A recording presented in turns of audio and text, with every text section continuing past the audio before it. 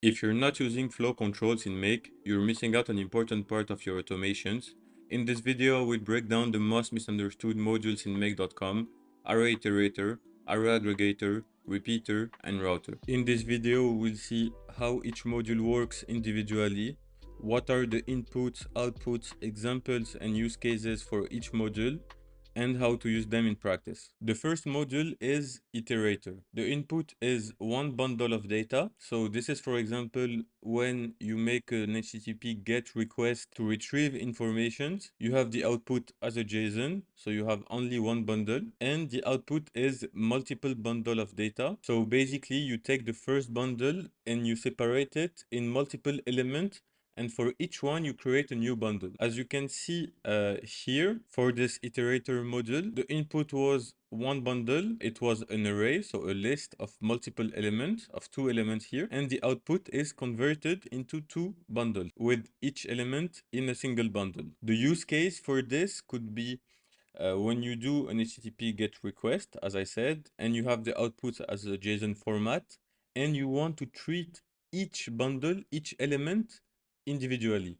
Here you will need an iterator. It's the same idea when you try to extract elements from a database, from a single column. So it could be Google Sheet, Airtable, etc. And you want to iterate a process on each element, you will need an iterator. Same for orders in Shopify, for example, or to process multiple attachments in an email. So you have a lot of use cases, but the idea is when you have one array of multiple elements and you want to convert it and apply a process to each element individually. So let's go on Make to see how this is working. So we'll use this module, HTTP GET request, make a request.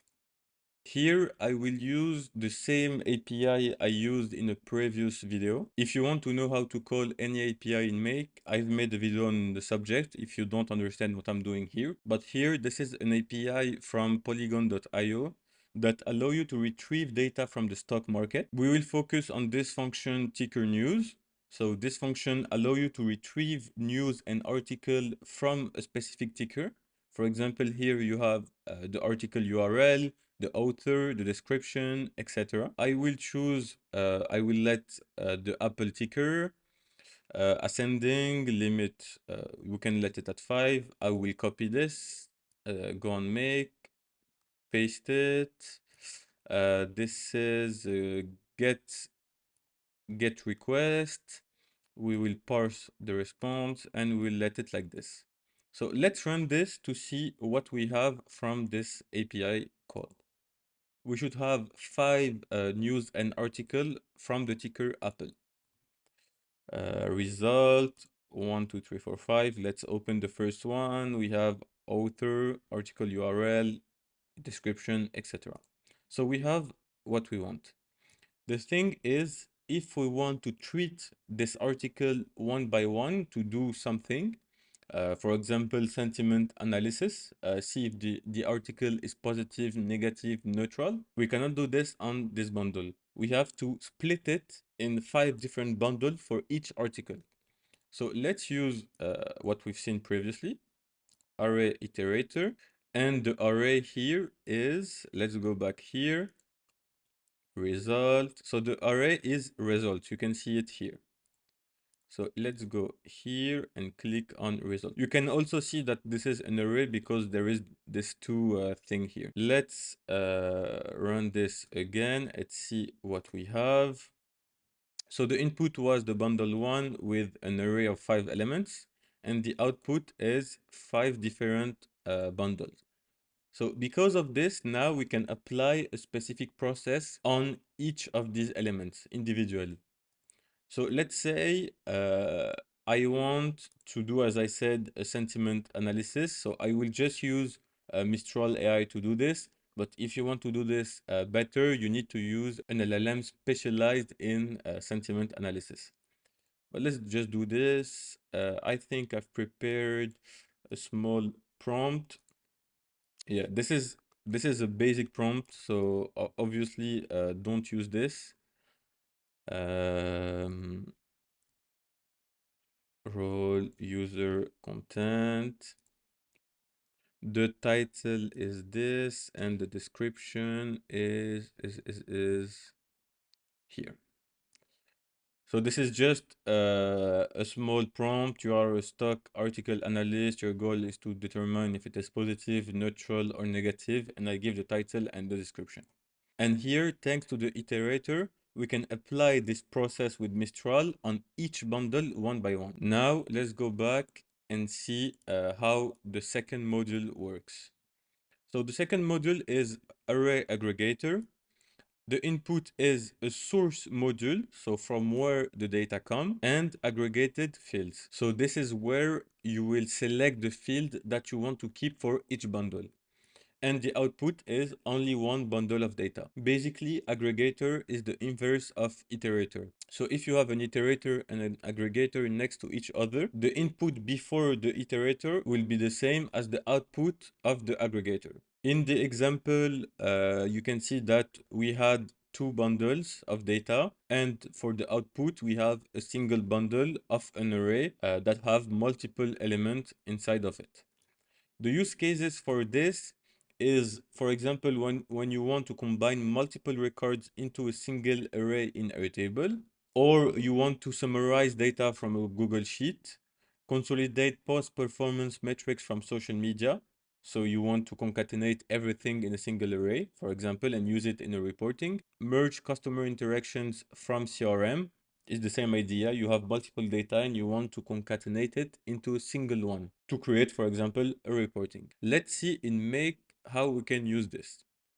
So once we have applied a treatment on each element, let's say we want to import it in a database.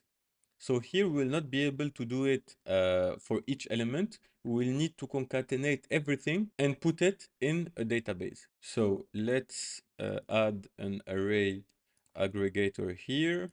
The source module is the iterator. And let's say we want to keep the title, the author, the article URL, description, and I think the output of Mistral is in choices. So let's keep it like this. So before running the automation, let me come back on this. If we didn't have this Mistral module, so if we didn't have a treatment between the iterator and the aggregator, these two modules would be useless because it's doing, as I said, the inverse.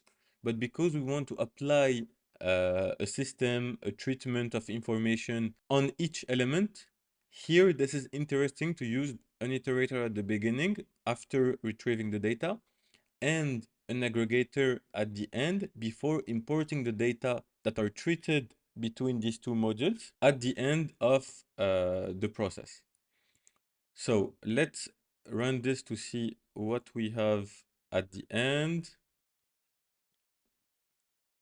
So as you've seen, because we have an iterator here, the next steps of the process will be repeated depending of the number of bundle we had previously. So let's go on array aggregator. As you can see, we have every element we've selected in the module, in the aggregate field, with the choice element from Mistral. We have it 5 times, and the output is a single array of 5 elements with every elements we can find for each bundle here. Now let's go back here and see what the next module does. The next module is repeater. If you are familiar with code, you can see repeater as a counter that you use in a while loop, for example.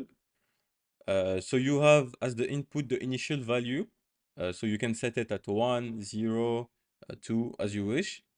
And repeat. This is the number of time you will repeat the process. The output is the value of the repeater. As you can see here, you have the input is the initial value and the repeat. You have also the step. So this is the first loop, second loop, third loop, etc. And the output is only the value of the repeater. So it's basically the same as step here. The use case for this is, for example, if you want to send recurring reminder email, or you want to create recurring tasks in project management tools like Asana, or you want to process multiple API requests, or you want to send a periodic alerts in Slack. So this is basically just for repeating tasks. You will not use it a lot because you don't necessarily need to put a repeater to repeat tasks. You can just set, for example, a trigger every day, every 15 minutes, etc. But this is interesting to know. So let's go back here. Let's say after this, I want to add every element of this array in a database. Here, what I can do is use the repeater, let the initial value at 1 and repeat it for the length of this array, because this will be the number of bundle that we have in this array. So I will click on OK, and as I said, we'll add it to a database. So I've just prepared a small database before, so we don't lose time. We have the symbol, the title, description, URL, date, author, and sentiment. Let me just check if in this we have the date. I'm not sure. Published UTC. Yeah, I will select this also. So we create an array table, create a record. Base is make basics. Table 1. So the symbol here is Apple. We could have imported it too, but let's do it like this. And here for each element, you will go in the array. We have title, description, URL. Oh, we don't have the date because I didn't run that before, but it's okay. And we have the author, and the sentiment is from Mistral, but we retrieved it in the array aggregator field. So we'll go here, message, content. But the thing here is if we let it like this, what will be returned in each element will be the array of each element. So in the title, we'll have, instead of one title, we'll have an array of the 5 title of the 5 bundles. Same here, we'll have the 5 descriptions, 5 URL. So this is why we used a repeater here, is to have an incrementer. So the I here is basically the position of the element in the array. So the first element will be position 1. So this will return the first title. In the second loop, the I will be equal to 2. So we'll have the second element, etc., etc. So we add I on each element here and here. And we can click on OK. So let's see what we have as the output. So we have again 5 iteration here.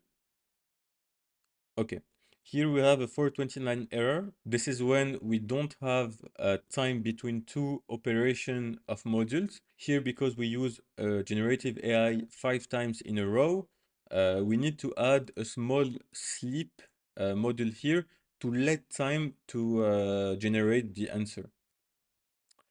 So let me add a sleep of 2 seconds.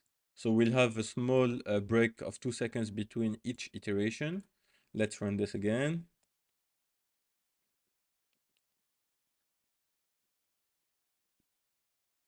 And here, yeah, we have every element we needed. We don't have the date here, but it's okay. I can add it now because we run this. Let me add the date here with the I like this. So we have the symbol, we have the title, we have different title here, we have the description. So in this case, we had 4 same type article from, I believe, the same person. Where is the author? Yeah, as you can see, this is the same author here, but there are 4 different articles. As you can see here, they have not the same link. So we have the author here and the sentiment, positive, neutral, and negative. Now let's go back on make to see the last module, that is router. So this is a basic one. Normally you should know what this is doing. You have one pass that enter this module and you can split it in multiple paths. So it could be 2, 3, 4 to the infinite. So as you can see, for example, here we've created the records. And if we wanted to treat positive, let me zoom, positive, neutral, and negative article with different processes. For example, for the positive article, we can do nothing. For the neutral, we can do a small analysis and go more in detail. And for the negative, have some insight that are sent by email to me, like a recap of every negative point on the sticker. So you can do a lot of things. For example, for the use cases, if you want to route email based on content, if the email is an invoice, you will treat it like this. If the email is a question for the support, you will send it to the support, etc., etc. Assign Shopify orders to different workflows. For example, if you have high priority orders, like high tickets, you want to have a special process. Route customer support ticket based on the priority. This is the same idea. Or categorize social media mentions. So if it's a positive one, you can say thank you. If it's a negative one, you can send it to your PR to treat it. So you can do a lot of things with this module. So let's go back here just so you can understand. We can, for example, add a router like this. Add another one. You can set up a filter if it's uh, positive. So if the sentiment equal to positive, here let's say neutral. If the sentiment is neutral, and here if it's negative. So if the sentiment is negative, you can click on OK. And here you can create much longer processes for each cases.